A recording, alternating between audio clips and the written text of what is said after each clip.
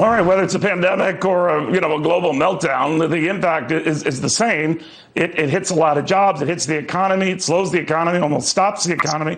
You can argue that what's happening here was worse than what was going on in the meltdown back then, but be that as it may, Democrats are opposed to this president doing some of the things they approved under the last president. Let's get to read from Noelle, Nikpour, the GOP strategist, Harold Ford Jr., former Morgan Stanley managing director and Tennessee congressman, and Rebecca Walser, the Wall Street whiz kid from Walser Wealth Management. Rebecca, I ended with you. Let me begin with you on this notion of a payroll tax cut, leaving aside the politics of it. I get that. Republicans were opposed to Barack Obama doing it, so I know how this works. But having said that, would it goose the economy? Would it have the effect of helping the economy? Yeah, absolutely. Now, anytime you return money to the hands of the people, and certainly the hands of the employers, you have to remember this is a tax that is shared not only by the employee, but also by the employer. So if you suspend it, the employer is not paying it, and neither is it being taken out of the employee's check. So it is going to help both the employee and the employer, and that is going to stimulate potential new job growth, and employers are going to be very happy, and so are employees. So yes, absolutely. We're talking about a 15.3% total rate here, and yes, it will help the economy. Harold, Democrats are in this kind of untenable position, right, where they might argue it's executive overreach, but they would be on record opposing extension of jobless benefits, opposing a payroll tax cut for working Americans without anything to offer in the alternative. How do they balance that? So first, thanks for having me this morning.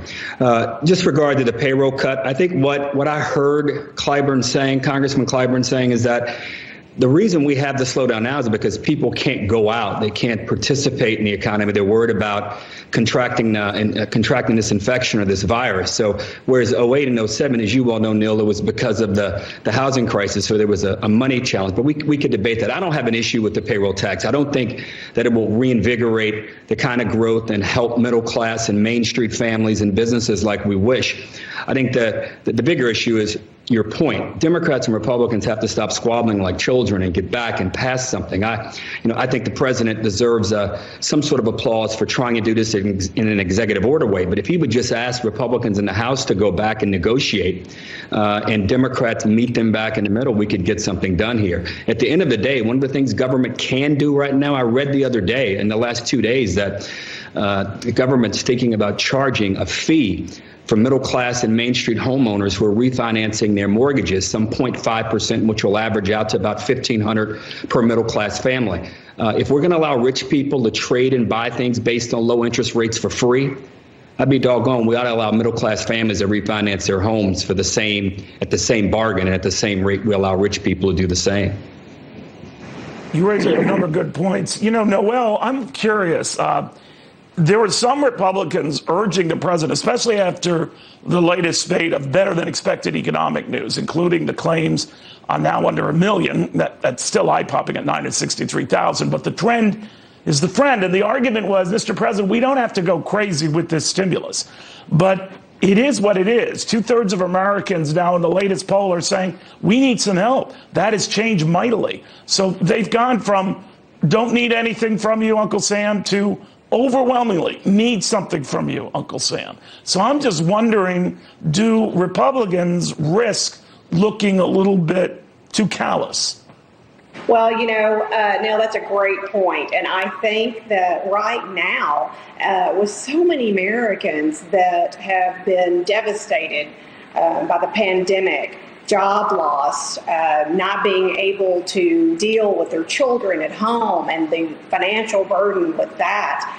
I think that, Republicans are finding that the argument to hold, strong on the fact of not giving in to the Democrats' wishes, I think are going to end up backfiring on them, Neil. I think that with so many people that can identify with needing just a little bit of help, I think that playing hardball, from the Republican point is going to hurt us in November. So I don't think it's really worth the fight if you ask me. And we're also seeing the gap between rich and poor, in my opinion, get wider and wider as you have people that are doing extremely well, doing even better, and then you have the middle class totally suffering. Well, that's been happening under Republican and Democratic administrations alike. That's a separate whole show right there.